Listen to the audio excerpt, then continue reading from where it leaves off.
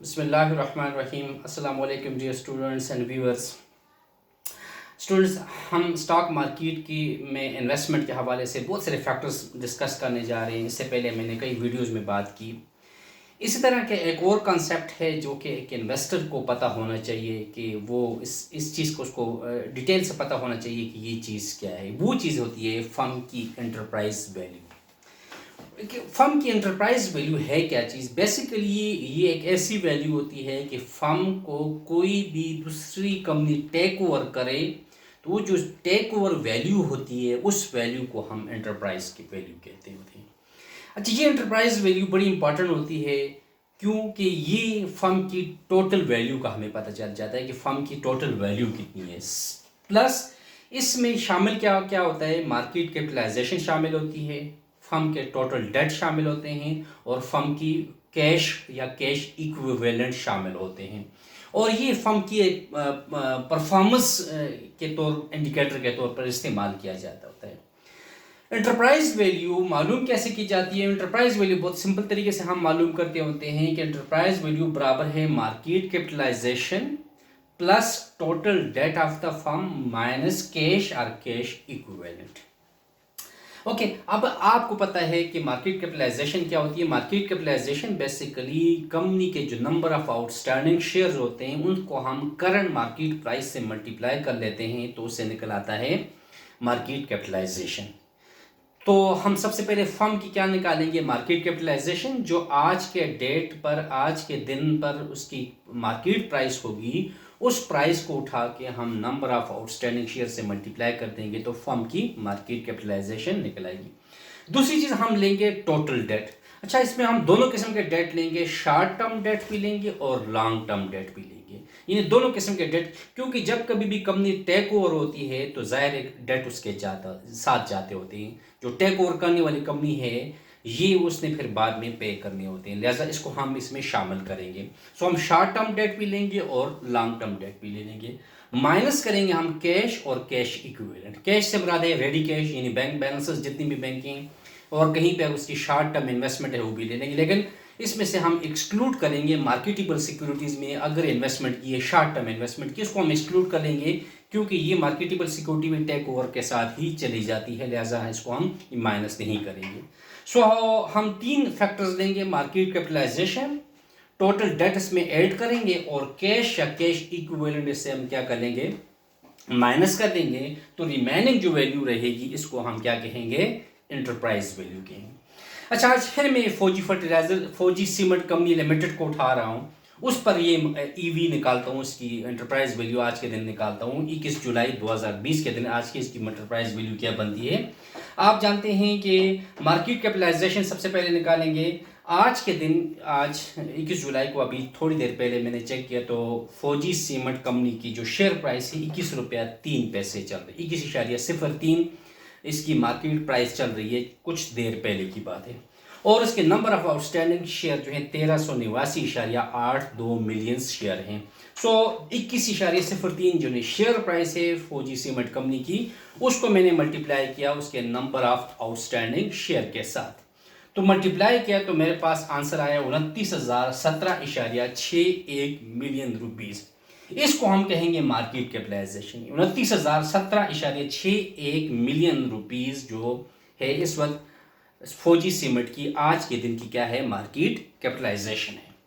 Right, अब इसकी balance sheet में चले जाते हैं। आज के दिन उसकी जो लास्ट बैलेंस शीट है 31 मार्च 2020 की लास्ट क्वार्टर की बैलेंस शीट है।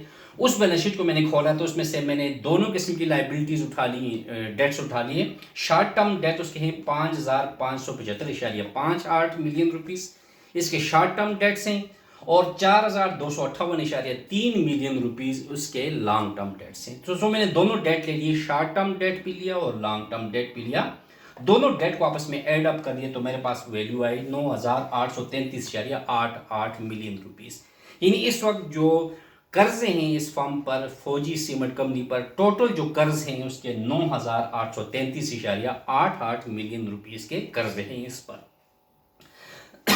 इसकी इनकम स्टेटमेंट में चला, बैलेंस शीट ही में चला गया। बैलेंस शीट में से इसमें कैश और कैश के इक्विवेलेंट चीज़ें मैंने निकाली, तो मेरे पास जो टोटल कैश और कैश इक्विवेलेंट जो चीज़ें मिली वो इस फर्म की 73.5 मिलियन रुपीज़ की हैं। यानी जो नकद के कैश है बैंक में बैलेंस में सेविंग अकाउंट में, वो सारे मिला के 73.5 मिलियन रुपीज़ हैं अकाउंट रिसीवेबल के अंदर, ये सारी चीज़ें मिला के। राइट, अब मैं क्या करूंगा, मेरे पास मार्केट कैपिटलाइजेशन भी आ गई, टोटल डेट भी आ गया, कैश इक्विवेलेंट भी आ गया। इस फार्मूले में वैल्यूज पुट कर लेते हैं। मार्केट कैपिटलाइजेशन है 29,017.61 million rupees, plus total date है 9,833.88 मिलियन रुपीस, और माइनस कर लूंगा 73.5 मिलियन रुपीस की जो कैश है वो माइनस की।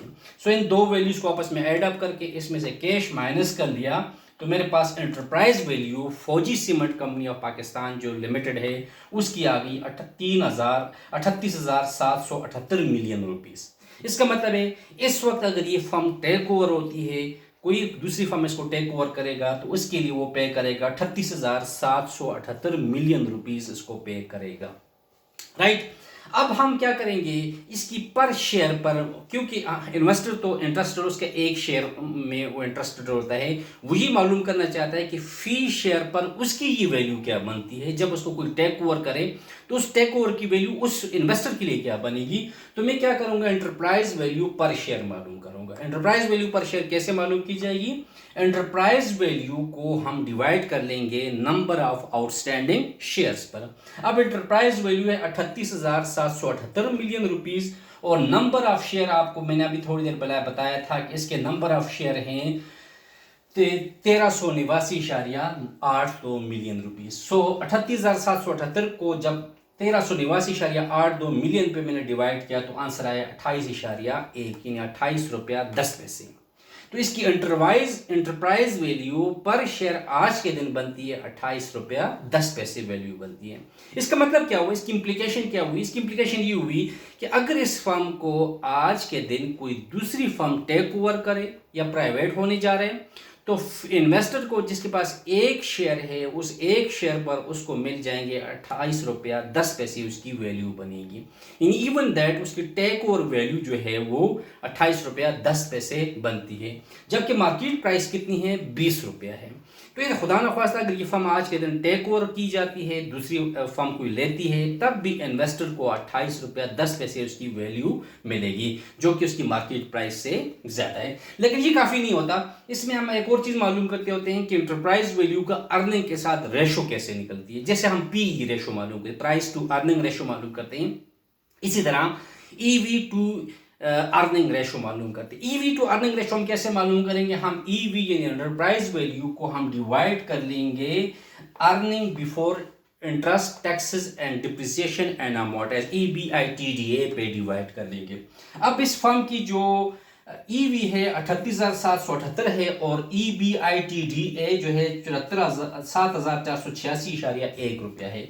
सो हम ईवी को EBITDA पे डिवाइड किया तो मेरे पास वैल्यू है 5.1 टाइम्स।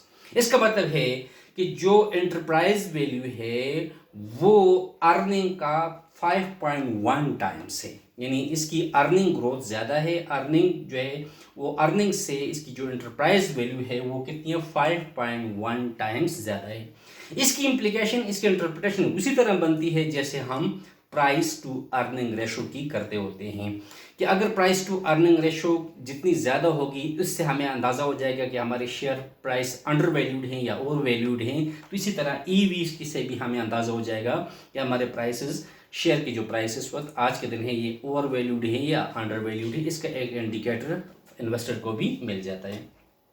तो नाज़रीन, आज ये मैंने एक्सप्लेन किया कि एंटरप्राइज वैल्यू है क्या, इसको कैसे कैलकुलेट की। जस्ट रिमाइंडर के लिए मैं बता दूं कि एंटरप्राइज वैल्यू के लिए 3 चीज़ें आपको चाहिए होंगी। एक, मार्केट कैपिटलाइजेशन उस फर्म की, दूसरा टोटल डेट यानी शॉर्ट टर्म और लॉन्ग टर्म दोनों डेट, ये बैलेंस शीट से आपको ये फिगर मिल जाएगी, और कैश या कैश इक्विवेलेंट ये भी आपको बैलेंस शीट से मिल जाएगी। मार्केट कैपिटलाइजेशन आप कैलकुलेट करेंगे, फर्म की करंट प्राइस ले लेंगे और उसको नंबर ऑफ शेयर से मल्टीप्लाई करेंगे। ये 3 वैल्यू आपको मिल जाए तो इसमें 2 वैल्यू आपस में प्लस करके कैश माइनस करें, जो रिमेनिंग वैल्यू होगी इस वैल्यू को हम क्या कहेंगे, एंटरप्राइज वैल्यू कहेंगे। मुझे यकीन है कि आपको ये कंसेप्ट क्लियर हो गया कि एंटरप्राइज वैल्यू क्या है, इसकी क्या इम्प्लीकेशंस हैं। इंशाल्लाह आने वाले एक दिन इससे एक और कॉन्सेप्ट पे हम बात करने जाएंगे।